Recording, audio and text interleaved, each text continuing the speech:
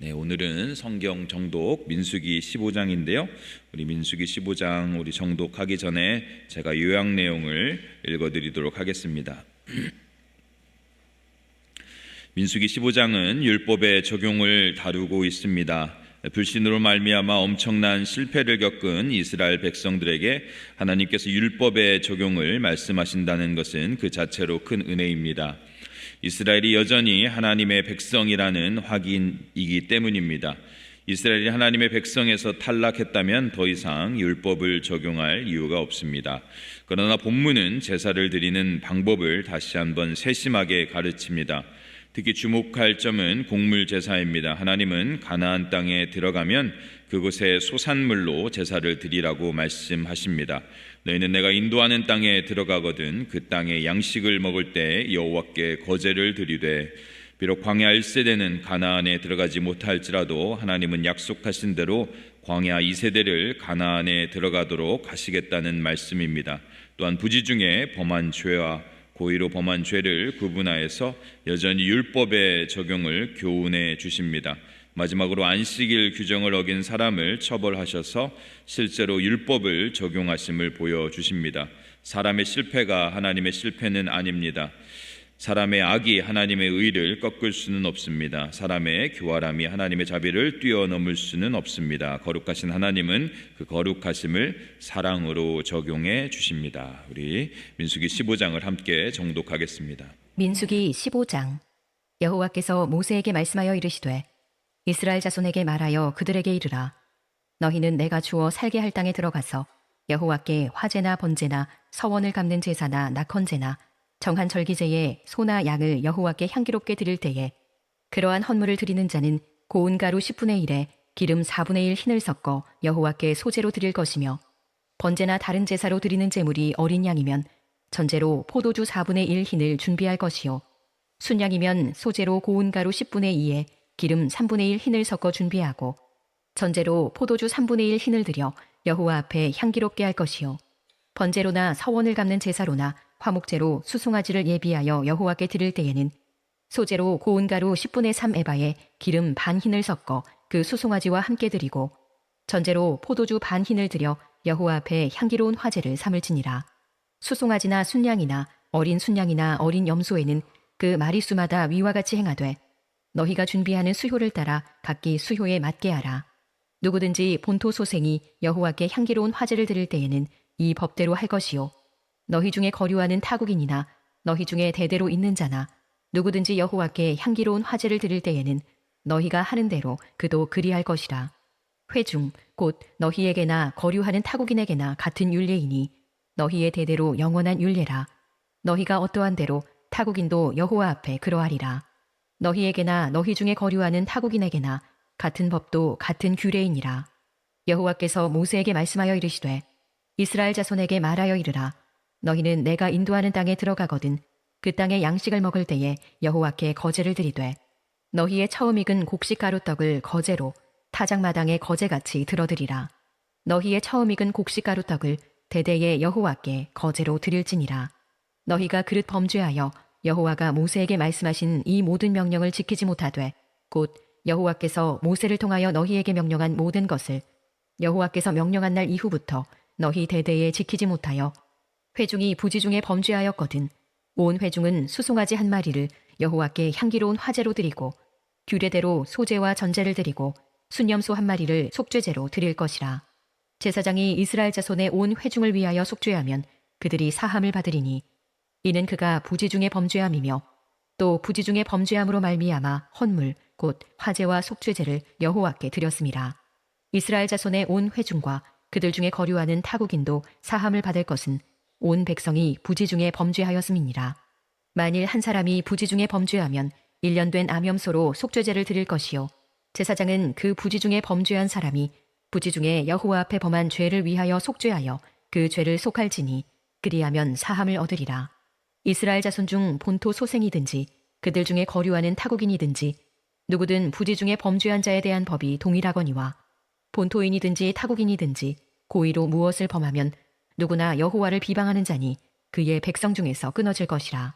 그런 사람은 여호와의 말씀을 멸시하고 그의 명령을 파괴하였은즉 그의 죄악이 자기에게로 돌아가서 온전히 끊어지리라. 이스라엘 자손이 광야에 거류할 때에 안식일에 어떤 사람이 나무하는 것을 발견한지라. 그 나무하는 자를 발견한 자들이 그를 모세와 아론과 온 회중 앞으로 끌어왔으나 어떻게 처치할는지 지시하심을 받지 못한 고로 가두었더니 여호와께서 모세에게 이르시되 그 사람을 반드시 죽일지니 온 회중이 진영 밖에서 돌로 그를 칠지니라. 온 회중이 곧 그를 진영 밖으로 끌어내고 돌로 그를 쳐 죽여서 여호와께서 모세에게 명령하신 대로 하니라. 여호와께서 모세에게 말씀하여 이르시되 이스라엘 자손에게 명령하여 대대로 그들의 옷단 귀에 술을 만들고 청색끈을 그 귀의 술에 더하라. 이 술은 너희가 보고 여호와의 모든 계명을 기억하여 준행하고 너희를 방종하게 하는 자신의 마음과 눈의 욕심을 따라 음행하지 않게 하기 위함이라. 그리하여 너희가 내 모든 계명을 기억하고 행하면 너희의 하나님 앞에 거룩하리라. 나는 여호와 너희 하나님이라. 나는 너희의 하나님이 되려고 너희를 애굽 땅에서 인도해 내었느니라. 나는 여호와 너희의 하나님이니라. 아멘. 네, 오늘 새벽 예배 은혜를 사모하고 나오신 우리 성도님들 주님의 이름으로 환영하고 축복합니다. 오늘은 영적인 다음 세대로 살라라는 제목으로 여러분들과 함께 은혜의 말씀 나누도록 하겠습니다. 최근에 기독교 뉴스를 보니까 40년 전에 100대 교회에 들어갔던 교회들 중에서 현재 그 100대 교회에 남아있는 교회는 단 3곳밖에 없다라고 합니다. 여러 가지 이유로 교회가 그 규모가 줄어들었긴 했지만 그 중에 가장 큰 이유가 영적인 다음 세대를 잘 준비하지 못했던 게 크다라고 이야기를 합니다. 그런데 하나님이 말씀하시는 다음 세대는 비단 젊은 세대만을 의미한다라고 저는 생각하지 않습니다. 물론 우리는 젊은 세대를 잘 준비하고 또 그들이 우리 교회의 미래를 이끌어갈 수 있도록 그들을 지도하고 양육하고 그들을 위해 기도하여 주는 게 필요한데요. 오늘날 하나님이 원하시는 영적인 다음 세대는 하나님이 원하시는 것은 그 다음 세대가 영적으로 준비되어서 이 세상 가운데에서 하나님의 나라를 위해서 쓰임받는 그런 세대를 하나님께서 다음 세대로 생각하신다라고 생각을 합니다. 그 다음 세대는 나이를 초월한 세대들이죠. 그 다음 세대는 하나님을 신뢰하고 참된 예배자로 살아가고 또 이 땅에 하나님의 메시지가 되는 그런 삶을 살아가는 사람들, 그 사람들이 영적인 다음 세대들인 것입니다. 우리 사랑하는 성도님들이 내가 이 땅 가운데 부름받은 영적인 다음 세대라는 생각으로 하나님 앞에 쓰임받는 그런 세대들 되시기를 간절히 축원드립니다. 첫 번째로 나눌 메시지는요, 세상이 감당치 못할 믿음의 세대가 되라는 것입니다. 민수기 15장은 여러분 우리 계속해서 성경 정독을 하신 분들은 이 민수기 15장을 읽으면 알겠지만 민수기 15장은 사실은 문맥적으로 조금은 어색합니다. 언뜻 보면은 민수기 15장이 위치해 있는 곳이 잘 맞는 것 같지 않아 보입니다. 오히려 민수기 15장은 민수기 28장의 이 번제의 규례 뒤에 붙는 게 맞지 않을까라는 생각이 들 정도인데요. 왜냐하면은 앞에서 13장과 14장의 가데스 바네아에서의 이스라엘의 실패, 그리고 가나안 땅에 들어가지 못하는 1세대들의 그 가나안 땅에 들어가지 못하는 좌절 이후에 갑자기 하나님께서 약속의 땅에서 제사를 드리라는 이 말씀을 주는 것입니다. 그리고 나서 16장에 바로 아비람과 다단과 고라의 실패 이후에 공동체의 심판이 임하게 됩니다. 어떻게 보면 문맥상으로 15장이 여기 있는 게 맞는가라는 의구심이 듭니다. 그런데 우리가 이 15장을 왜 하나님께서 여기에 두셨는가의 의미를 살펴보면요, 그 의미는 이것입니다. 이스라엘의 실패에도 불구하고 그들의 반역과 불신에도 불구하고 내가 그들과 약속한 그 언약의 신실함을 내가 지켜나가겠다. 그들을 버리지 않을 것이고 내가 그 언약을 성취할 것이라는 메시지가 있는 것이죠. 그것을 믿고 나아가야 되는 것입니다. 이제 영적인 다음 세대는 하나님께서 제사를 주시고 약속하신 땅을 기꺼이 주시겠다는 그 약속의 말씀을 믿고 이제 나아가야 된다는 것입니다. 1절과 2절 말씀이 이렇게 말씀하죠. 제가 한번 읽어드리도록 하겠습니다. 여호와께서 모세에게 말씀하여 이르시되 이스라엘 자손에게 말하여 그들에게 이르라 너희는 내가 주어 살게 할 땅에 들어가서. 1세대는 불신앙으로 무너졌습니다. 그들은 이스라엘의 실패가 그 하나님의 말씀을 신뢰하지 못했던 것이죠. 하나님은 분명히 내가 약속의 땅을 너에게 주리라고 했는데 그것을 믿지 못했습니다. 그래서 그들은 광야에서 다 죽게 되는 심판을 맞이하게 됩니다. 하나님께서 그들을 그렇게 심판하게 되는데요. 그들이 1세대들은 우리가 차라리 애굽에 들어가는 게 낫겠다라는 이런 이야기를 했습니다. 그러므로 말미암아 심판을 받았는데, 하지만 하나님께서 그럼에도 불구하고 이제 2세대를 통해서 하나님께서 약속을 성취할 것을 준비하고 계십니다. 그런 준비를 하고 계시는데, 그래서 이 다음 세대에게 이렇게 이야기하는 것이죠. 내가 반드시 너희에게 내가 너희를 그 땅으로 인도할 거라는 약속을 주시는 것입니다. 이 영적인 다음 세대는 이제 그 하나님의 말씀을 믿는 게 중요합니다. 하나님께서 반드시 우리를 약속의 땅으로 인도할 것이라는 그 약속을 붙들어야 되는 것이죠. 그래서 우리가 영적인 다음 세대로 사는 첫 번째로 중요한 것은 하나님을 철저히 신뢰하는 믿음이 있어야 된다는 것입니다. 그러면은 어떻게 하면 우리가 하나님을 신뢰하는 믿음을 가질 수 있습니까? 첫 번째로 하나님의 말씀을 청종해야 된다는 것입니다. 방금 하나님께서 그들에게 말씀했는데 이것은 지금 출애굽 2세대에만 말한 게 아니라 1세대에도 얘기를 했습니다. 하지만 1세대는 이걸 믿지 못했던 것이죠. 반드시 하나님께서 이 약속의 땅을 주리라고 하셨는데요. 앞서 이스라엘은 먼저 부정적이고 두려움에 찬 정탐꾼들의 말을 들었습니다. 하나님의 말을 청종한 게 아니라 그들이 그 정탐꾼들이 와서 우리는 메뚜기 같고 우리는 이 땅에 들어가지 못할 거다라는 그 말에 귀를 기울였던 것이죠. 여러분, 우리가 누구의 말을 듣느냐가 중요한 것입니다. 유대인들은요, 이 귀와 이 입이 연결이 되어 있다라고 이렇게 이야기를 합니다. 그래서 무엇을 듣느냐에 따라서 무슨 말을 하는지가 결정된다라고 합니다. 이스라엘은 그들은 정탐꾼들의 그 불신의 말을 더 믿었고 그것을 들었기 때문에 불평과 불만을 하다가 넘어진 것이죠. 여러분, 이런 예화가 있죠. 어떤 목사님이 그 신방을 갔는데, 제가 몇 번 얘기했지만 목사님이 이제 신방을 가서 초인종을 딱 누르니까 어떤 아이가 이렇게 와서 현관문을 활짝 열고 목사님을 보고 안방으로 달려가면서 이런 얘기를 했다고 합니다. 아빠, 박 목사 왔어. 무슨 얘기를 듣느냐에 따라서 이게 하는 얘기가 달라지는 것이죠. 이게 우스갯소리이지만 거기에는 가르쳐주는 바 교훈이 있습니다. 여러분, 우리가 무엇을 들을까 결정을 해야 됩니다. 우리가 진리의 말씀, 하나님의 말씀을 듣고 우리가 생명의 말씀을 듣기 위해서 노력해야 되는 것입니다. 우리가 세상의 속임수와 거짓의 귀를 기울이면 우리는 믿음을 잃어버릴 수밖에 없는 것이죠. 그래서 로마서 10장 17절도 이렇게 이야기하죠. 믿음은 들음에서 나느니라 라고 이야기를 하는 것입니다. 우리가 생명의 말씀을 들어야 우리의 믿음이 더욱더 굳건해지는 것이죠. 여러분, 민수기 23장 19절도 이렇게 얘기하지 않습니까?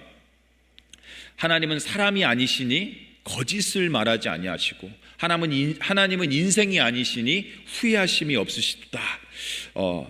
하나님께서 어찌 그 말씀하신 바를 행하지 아니하시며 하나님께서 그 말씀하신 바를 어찌 실행하지 아니하시리라.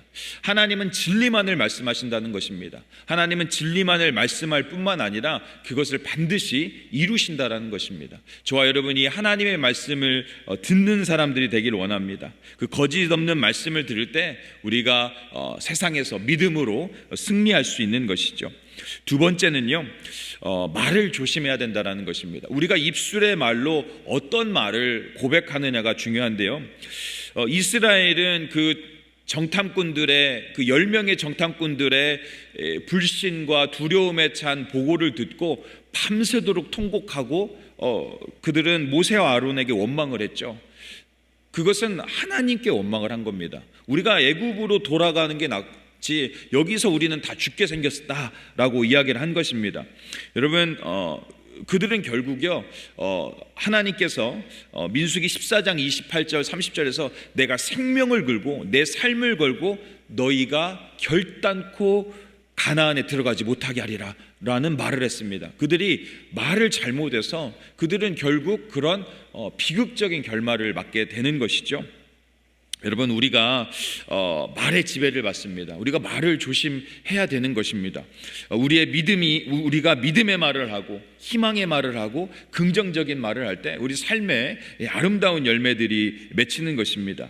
여러분, 여호수아와 갈렙을 보십시오. 그들은 10명이 아무리 부정적인 말을 하고 아무리 불신의 말을 해도 그들은 믿음으로 선포했습니다. 우리가 이 땅을 능히 취하리라. 하나님이 그들을 기뻐하셨죠. 그리고 그들을 가나안 땅으로 인도하셨습니다. 민수기 14장 8절에서 9절 말씀을 제가 읽어드리겠습니다. 여호와께서 우리를 기뻐하시면 우리를 그 땅으로 인도하여 들이시고 그 땅을 우리에게 주시리라. 이는 과연 젖과 꿀이 흐르는 땅이니라. 다만 여호와를 거역하지는 말라. 또 그 땅 백성을 두려워하지 말라. 그들은 우리의 먹이라. 그들의 보호자는 그들에게서 떠났고 여호와는 우리와 함께 하시느니라. 그들을 두려워하지 말라. 여러분, 그들의 믿음의 선포가 하나님의 마음을 감동시켰고 가나안 땅을 정복한 줄 믿습니다. 목사님이고 또 author인 닥터 폴 트립이라는 분이 이런 얘기를 했습니다. No one is more influential than you do, because no one talks to you more than you do. 여러분, 무슨 말입니까? 우리는요, 다른 어떤 사람도 우리에게 영향력을 줄 수 없습니다. 왜냐하면 더 많은 영향력을 줄 수 없는 이유가 뭐냐면 우리는 우리 스스로에게 가장 많은 말을 합니다. 우리는 입술로는 고백 안 해도 내면으로 난 안 돼, 그리고 난 할 수 없어, 그리고 상황이 이런데 우리는 수도 없이 우리를 그렇게 가르칩니다. 그렇게 부정과 근심과 두려움으로 끌고 갑니다. 그런 사람에게 하나님이 역사할 수가 없습니다. 성령님이 근심하게 되는 것입니다. 여러분, 우리가 입술의 말로 우리의 영이 하나님의 진리를 담고 하나님을 찬양하고 하나님을 예배할 때 우리의 영이 함께 춤추고 살아나게 될 줄 믿습니다. 저 여러분에게 그러한 믿음의 선포가 있기를 간절히 바랍니다. 우리가 입술의 말로 하나님을 기뻐하고 그 입술의 말로 승리하는 삶을 살기를 간절히 바랍니다. 또 중요한 게 뭐냐면요, 우리의 눈을 주께로 고정해야 됩니다.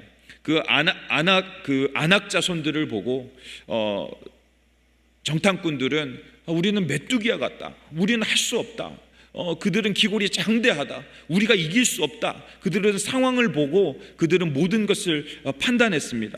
여러분, 상황을 보고 판단하면 안 됩니다. 베드로가요, 바다 위를 잘 걷다가 검은 바다를 보고 물속으로 빠지게 됐죠. 우리가 상황을 보면 우리는 죽을 수밖에 없습니다. 여러분, 이렇게 무엇을 보느냐가 죽고 사는 문제에 달려있는 것입니다. 여러분, 유대인들은요, 눈은 심장과 연결되어 있다라고 이야기를 했습니다. 무슨 말이냐? 우리가 무엇을 보느냐가 우리의 생명과 관련이 있다는 겁니다. 우리가 무엇을 보느냐, 그것이 우리를 넘어뜨리고 우리를 주눅들게 한다라는 것입니다.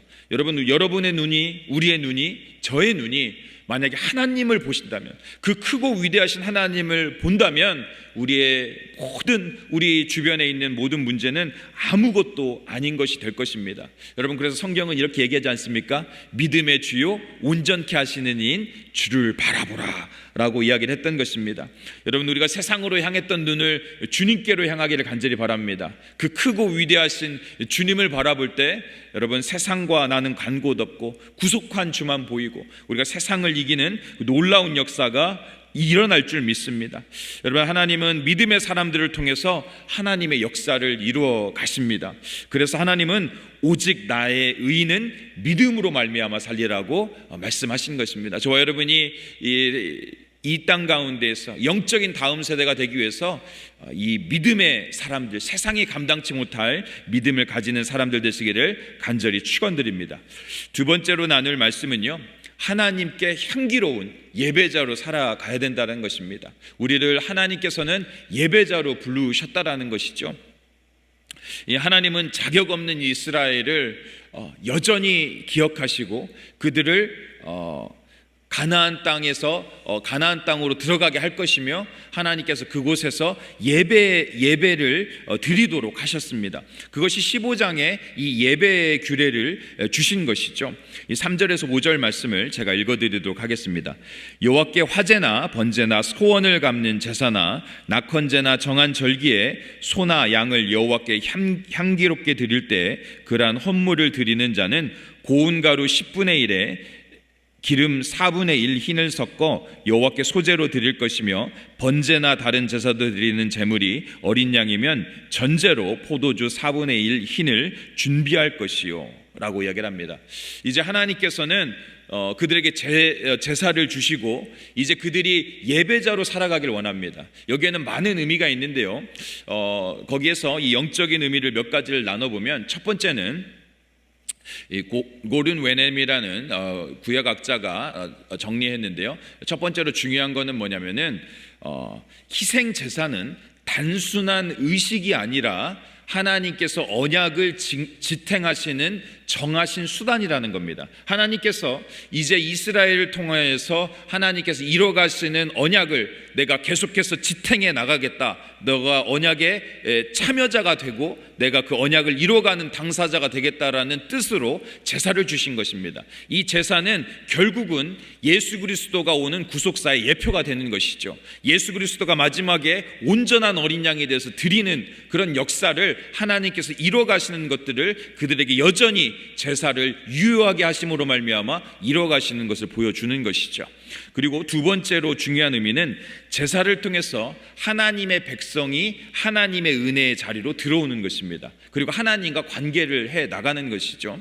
하나님의 은혜에 이제 하나님께 이 신령과 진정으로 예배를 드릴 때 하나님께서 그들의 예배를 받겠다라고 하는 겁니다. 여기에서 3절에서 읽은 향기롭게 하다는 관계적인 단어입니다. 내가 너희가 드리는 단어를 기뻐 흠양하겠다. 내가 너희와 관계를 하겠다. 우리의 관계는 회복이 되었다. 너희가 드리는 신령과 진정으로 드리는 예배를 내가 받겠다라는 것입니다. 그래서 이스라엘은 이제 회복의 역사가 일어난 겁니다. 그 예배를, 그 제사를 하나님께서 허락하시는 것이죠.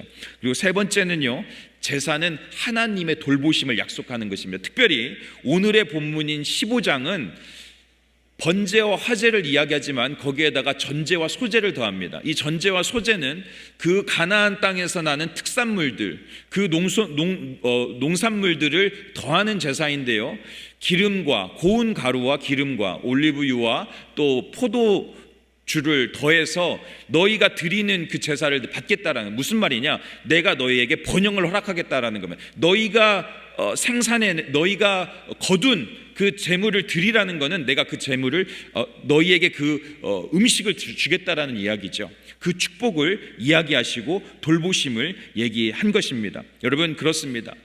하나님이 주신 예배는 축복의 통로인 것입니다. 하나님은 예배를 통해서 이스라엘에게 그렇게 하셨듯이 우리가 은혜를 누리기를 원하는 것이죠. 사랑하는 성도님들과 제가 이런 예배를 통해서 하나님이 주신 은혜를 날마다 누리기를 간절히 축원드립니다. 이 본문을 좀 더 살펴보면요, 이 제사를 드릴 때 방금 얘기한 것처럼 4절과 5절에 보면 전제와 소제를 드리라고 하죠. 사실 전제는 레위기 2장에서도 나옵니다. 소제는 레위기 2장에서도 나오는데요, 이 고운 가루를 함께 드리는 제사이죠. 그런데 이 화제에 이 전제를 드리는 것, 전제는 이제 포도주를 드리는 건데 이것은 민수기에만 나옵니다. 이것은 예배의 확장을 이야기합니다. 예배의 발전을 이야기합니다. 그리고 가나안 땅에서 그들이 새롭게 이제 생산해내고 그들이 이제 얻게 될 그 곡물에 대해서 이게 보여주는 것이죠. 이렇게 하나님께서 이 전제와 소제를 통해서 그들에게 예배를 하게 하는데요, 이것이 아까도 말씀드렸듯이 이스라엘이 가나안 땅에 가서 사는 모든 것을 하나님께서 책임지시겠다라는 그것을 이야기를 하는 것입니다. 간단하게만 살펴보면 이 디테일한 것을 우리가 다 나눌 수는 없지만 민수기 15장 4절 원문에 보면 이 민수기 15장 4절과 5절은 사실 연결이 되어 있습니다. 그래서 이 4절에 나온 설명은 5절에 나온 어린 양에 관해서 이야기를 하는 것인데요. 이 어린 양을 드릴 때 이렇게 하라고 하죠. 전제와 소제를 각각 밀가루 10분의 1 에바, 그리고 기름 4분의 1, 그리고 포도주 4분의 1을 함께 드리라고 하는데, 여기서 이 에바는 리터로 얘기하면은 한 에바는 22리터입니다. 그래서 10분의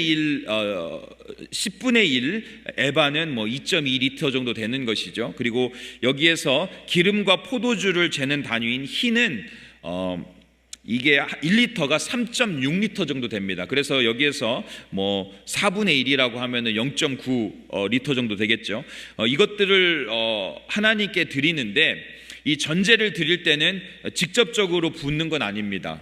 보통 주석가들은 그것을 주변에 뿌렸다라고 이야기를 하는데요. 이렇게 디테일한 것을 하나님께서 드린 것은 그들이 예배에 진심이길 원했고, 그들이 예배를 하나님께 마음을 다해서 드리길 원한 것이죠. 그리고 이 계속해서 성경을 보면은 12절 같은 경우를 보면은 이 소제와 전제를 드릴 때 짐승의 수요가 많으면 그에 상응해서 제물을 드리라고 이야기를 합니다. 다시 말하면 받은 은혜에 합당하게 예배를 잘 드리라고 이야기를 하는 것입니다. 이스라엘은 이 가나안 땅에서 하나님이 정하신 이 제사를 드리면서 언약 백성으로서의 정체성을 지키고 또 은혜를 누리는 삶을 살도록 부름을 받은 것이죠. 저와 여러분이 이 하나님께서 우리에게도 예배를 허락하셨는데요. 이 예배를 통해서 우리가 하나님의 백성으로서의 정체성을 지키고 하나님의 은혜를 누리면서 살아가기를 간절히 바랍니다. 여러분, 예배가 하나님께서 우리에게 주신 가장 큰 축복입니다. 우리는 예배자로 살아가야 되는데요. 이 예배의 자리는 창조주 하나님을 만나고 하나님의 은혜를 경험하고 우리가 회복되는 자리입니다. 그런데 여러분, 우리가 이 은혜를 누리지 못할 때가 너무 많지 않습니까? 우리가 하나님 아버지께서 찾으시는 그런 예배자들인지 우리 스스로를 한번 돌아보면 좋겠습니다. 저도 요즘 예배를 드리면서요, 제 스스로를 많이 돌아보게 됩니다. 내가 과연 하나님께 집중하고 있나? 내 예배를 하나님이 받으실까? 그런 생각을 참 많이 하게 됩니다. 제가 예전에 다니던 교회에서 한 성도님이 텍사스의 어떤 교회에 이제 예배를 다녀오시더니 너무 좋다고 막 얘기를 하시는 거예요. 그래서 저도 너무 좋았습니다. 참 예배를 잘 드리고 오셨구나. 예배가 프로그램이 너무 신선하고 너무 좋다라는 거예요. 한편으로 내가 섬기는 교회가 그러지 못해서 좀 안타깝기도 했고 마음 아팠는데, 제가 예배에 대해서 생각하면서 그런 생각을 했습니다. 우리 성도님이 뭐 그분을 이렇게 그분의 예배에 대해서 이렇게 얘기를 하는 게 아니라, 만약에 그분이 그 교회에서 계속 예배를 드린다면 그 처음 신선했던 예배가 여전히 신선할까? 여전히 감격이 되고 여전히 감동이 되고 은혜가 충만할까? 그냥 그런 생각을 해봤습니다. 여러분 어떻습니까? 여러분, 우리 열린문 교회는요, 그 외부 사람들은 열린문 교회 예배가 좋다라는 걸 많이 인정합니다. 찬양이 좋고 말씀이 좋고 예배가 은혜가 된다라고 많이 합니다. 그런데 성도님들은 이 열린문에 다니면서 여전히 예배를 통해서 감격을 누리고 있습니까? 여전히 예배에 부어주신 하나님의 임재와 영광을 누리고 있습니까? 여러분, 우리가 익숙해지고 너무나 편해진 이런 환경 가운데 어떻게 보면 은혜를 잃어버리고 있지는 않습니까? 오늘날 많은 사람들이 보면요, 이 설교, 이제 목사님들 설교 시작하면 이 설교 비평이 시작이 되죠. 우리 목사님이 또 신학적으로 뭐 이제 머리가 다들 크셔가지고 어떤 분들 목사님보다 더 잘 알고 뭐 그런 분들도 있는 것 같은데, 어떤 목사님과 비교하고 하도 유튜브를 보니까 이 목사님이 더 낫네, 이 목사님이 더 낫네, 우리 목사님은 이렇네, 이런 비평이 시작되진 않습니까? 여러분, 물론 목회자들은 건전한 건설적인 비판을 통해서 설교자로 잘 거듭나는 것도 필요합니다. 그리고 교회는 여러 가지 시설도 잘 갖추면 너무나 좋습니다. 하지만 여러분, 이 외형적인 것들이, 이 형식적인 것들이 예배의 감격과 하나님을 만나는데 결코 전부가 아니라는 것입니다. 이것은 어떻게 보면 아무것도 아닌 것입니다. 여러분, 우리가 점점점 이 예배 자리에 나와서 예배자가 아닌 관객이 되어져 가고, 예배는 점점 어떻게 보면 탤런트 쇼가 되고 있지는 않습니까? 찬양팀을 바라보는 시각도, 또 우리 교회를 바라보는 시각도, 또 목회자를 바라보는 시각도, 어떻게 보면 우리는 관망자가 되어버리고 그러진 않았는지 우리 자신을 좀 돌아보면 좋겠습니다. 저를 포함해서. 여러분, 우리 하나님이 찾으시는 그런 우리가 예배자들로 참 거듭나기를 간절히 바랍니다. 하나님이 우리가 이 예배를 회복하기 위해서 그래서 중요한 건 뭐냐? 여러분, 하나님께 집중해야 됩니다. 때로 목사님들은 말주변이 좀 없을 수도 있고 부족할 수도 있으면, 찬양팀도 마찬가지입니다. 찬양팀도 부족할 수 있고 내가 원하는 찬양을 안 드릴 수도 있습니다. 그리고 어떤 분은 이 LED를 좋아할 수도 있지만 어떤 분은 전통적인 걸 좋아할 수 있습니다. 어떤 것 하나 여러분에게 완전히 만족시킬 수 있는 건 없습니다. 우리가 이 교회에서 그래서 집중해야 될 것은 하나님입니다. 하나님께 집중하고 하나님께 우리의 마음을 드려야 됩니다. 우리가 진정 변화될 건 뭐냐? 우리의 마음입니다. 이제 LED 했으니까 다음에는 뭐 3D 영상을 해야 됩니까? 그게 아니지 않습니까? 우리가 정말로 하나님이 받으실 만한 마음으로 변화받아, 우리 마음이 촉촉하게 변화돼야 됩니다. 하나님께 집중해야 됩니다. 우리의 온 세포와 우리의 모든 감각을 주님께 집중해야 될 줄 믿습니다. 그래서 그 예배에서 하나님의 부어주시는 은혜가 우리에게 임해야 될 줄 믿습니다. 하나님은 결단코 익숙해질 수 있는 분이 아닙니다. 하나님은 날마다 새로운 분인 줄 믿습니다. 저 여러분이 그 하나님을 경험하기를 간절히 축원드립니다. 매 순간 우리에게 새롭게 다가오길 원하시고, 우리의 마음 만져주길 원하시고, 우리를 회복시켜주길 원하시는 주님 만나서 새 힘을 얻는 여러분, 그런 예배자들 되길 원합니다. 영적인 다음 세대는 그런 예배자들인 줄 믿습니다. 그래서 하나님은 예수님이 이렇게 이야기하셨죠. 아버지께 참되게 예배하는 자들은 영과 진리로 예배할 때가 오나니 바로 이때라.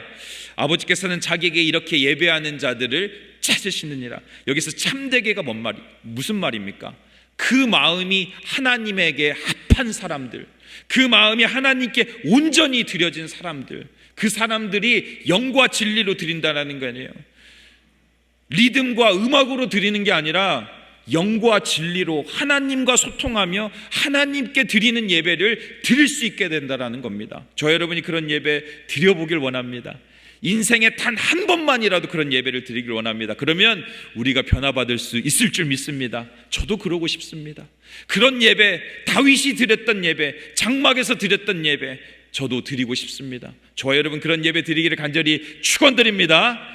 하나님께서 천국에서 기뻐서 정말로 춤을 추시고 영광의 빛을 이곳에 비추시는 역사가 일어날 줄 믿습니다.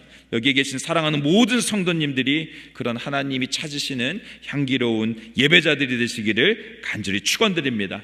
마지막으로요, 우리는 세상을 변화시키는 메시지들이 되어야 됩니다. 세상에 하나님의 영향력을 보여줄 수 있는 그런 메시지로 여러분 우리가 쓰임받기를 간절히 바랍니다. 여러분, 이스라엘은요 하나님께 예배함으로 세상의 메시지가 되는 존재로 부름을 받았습니다. 그들이 온전한 예배자로 서서 세상은 그 예배자를 보고 하나님께 눈을 돌릴 수 있는 역사가 일어나야 된다라는 것이죠. 여러분 13절과 14절 말씀 제가 읽어드리겠습니다. 누구든지 본토 소생이 여호와께 향기로운 화제를 드릴 때에는 이 법대로 할 것이요, 너희 중에 거류하는 타국인이나 너희 중에 대들어 있는 자나 누구든지 여호와께 향기로운 화제를 드릴 때는 너희가 하는 대로 그도 할 것이니라. 여기서 두 가지 중요한 게 있는데요, 이 법대로 할 것이요, 하나님 뜻대로 할 것이요, 그리고 다른 사람들은, 타국인과 거류인들은 너희가 하는 대로 할 것이요. 본이 되어서 그 사람들이 우리를 보고 하나님을 보게 되는 역사가 일어나야 된다는 것입니다. 여러분, 이스라엘은 이런 축복을 받았습니다. 너희가 예배자가 돼서 참다운 예배를 드리고 너희가 본이 되어서 거류인과 타국인까지도 이방인까지도 너희를 보고 영광의 하나님께 나오는 역사가 일어날지어다. 아버지께서 말씀하시는 것이죠. 여러분과 제가 그런 예배자들 되기를 간절히 축원드립니다. 여러분, 하나님의 메시지가 되기 위해서는요, 제가 방금 말씀드린 것처럼 세상의 화려한 것들을 우리가 가질 필요가 없습니다. 우리가 가져야 될 것은 하나님 뜻대로 하는 것입니다. 오늘날 세상의 문화가 교회에 막 들어와서 세속적인 문화가 교회를 뒤흔들고 있습니다. 그리고 온갖 자유주의 신학과 기복주의 신앙이 판을 치고 있습니다. 오늘날 너무나도 많은 교회가 그런 메시지에 노란하고 있죠. 그리고 또 믿는 사람들은 세상에 좋은 메시지가 되지 못하고 있습니다. 위정자들은 세상 사람들의 손가락질의 대상이 되고 있습니다. 여러분, 혹시 그런 말씀 들어보셨습니까? 내가 그 인간 때문에 교회를 안 갑니다. 여기에 그 인간 없으시죠? 없을 줄 믿습니다. 여러분, 우리가 좋은 메시지가 되길 원합니다. 내가 저 사람 보니까 하나님 있는 것 같다. 도대체 당신이 믿는 하나님 누구요? 라고 물어볼 수 있는 저와 여러분 되기를 간절히 바랍니다. 존 스토트 목사님이 그의 책 제자도에서 제자의 핵심 자질, 세상에 하나님의 증인으로 살 핵심 자질에 대해서 뭐라고 했냐면요, 불순응이라고 얘기했어요. 세상에 불순응하는 거, 세상과 구별되는 거, 하나님께 순응하는 거, 그것만이 세상의 증인이 되는 가장 강력한 방법이다. 그것이 제자의 삶이라고 얘기했습니다. 저는 이 말에 동의합니다. 여러분, 세상과 같아질 필요 없습니다. 우리가 세상과 구별될 때 세상은 우리를 통해서 하나님을 보게 될 줄 믿습니다. 여러분, 세상 사람들은요, 우리가 그들과 구별된 모습을 볼 때 비로소 하나님을 찾게 됩니다. 얼마 전에 이 Friends of Faith를 갔는데 거기서 종종 이렇게 경험하는 일입니다. 우리가 예배와 찬양도 뜨겁게 하고 그 가운데 은혜를 받는 분들도 많지만 그들이 정말 하나님의 터치하심을 경험하는 것은 그들이 세상에서 받아지 못했던 그리스도의 사랑을 경험할 때, 그리스도의 희생을 경험할 때, 정말로 우리 가슴에서 우러나오는 사랑으로 그들의 손을 붙잡아 줄 때 그들의 마음이 비로소 움직인다라는 것입니다. 성령이 그것을 사용하신다. 그것이 비로소 메시지가 된다라는 겁니다. 이번에도 가서 호세라는 청년을 위해서 기도해 줬는데요, 젊은 청년인데 허리가 너무 아프고 밤새 불면증으로 잠 못 자요. 요즘 이민 정책이 너무 하니까 아마도 잠이 못 올 수 있죠. 아내도 있고 자녀도 있는데 그 형제를 위해서 정말로 우리가 눈물로 기도할 때 그 형제가 기도 제목을 내놓고 나를 위해 기도해 주십시오, 기도하는 것을 봤습니다. 여러분, 우리가 어떻게 세상의 메시지가 되겠습니까? 세상이 경험해 보지 못한 사랑을 증거하는 것, 세상이 경험해 보지 못한 진리와 정의에 바로 서서 삶을 살아가는 것, 그것만이 세상에 뭔가 다르구나 라는 메시지를 줄 수 있을 줄 믿습니다. 저와 여러분이 지금은 조금 부족해도 그렇게 살아보겠노라고 다짐하며 나아가길 원합니다. 우리의 삶의 태도가, 행동이, 말이 우리의 직장에서, 가정에서 그런 메시지가 증거되기를 간절히 축원드립니다. 그렇게 될 줄 믿습니다. 우리 주변에는 너무나 많은 사람들이 그렇게 갈급해하고 있고 주님을 속히 만나야 되는 줄 믿습니다. 우리가 세상으로 보냄을 받은 메신저라는 사실을 기억하면 좋겠습니다. 우리 역시 삶으로 하나님께 메시지가 되어야 됩니다. 하나님의 메시지가 되어야 됩니다. 여러분과 제가 그런 메시지가 될 줄 믿습니다. 하나님은 우리를 영적인 다음 세대로 부른 줄 믿습니다. 지금 여기에서 here and now, 지금 우리가 할 일이 있습니다. 우리가 그 일을 감당해야 다음 세대를 일으킬 수 있는 것입니다. 나이와 상관없습니다. 우리의 배경과 상관이 없습니다. 지금 우리가 영적인 다음 세대가 돼서 세상이 감당치 못할 믿음의 세대가 되면은 하나님 우리를 사용하실 줄 믿습니다. 우리가 하나님을 기쁘시게 하는 예배자로서고 내가 먼저 받은 은혜 세상에 증거할 수 있는 예배자가 되고 3터에서 1터에서 예배자로 온전히 살아날 때 세상은 비로소 하나님을 보게 될 줄 믿습니다. 그런 메신저로서의 사명을 감당하는 저와 여러분들 되시기를 간절히 축원드립니다.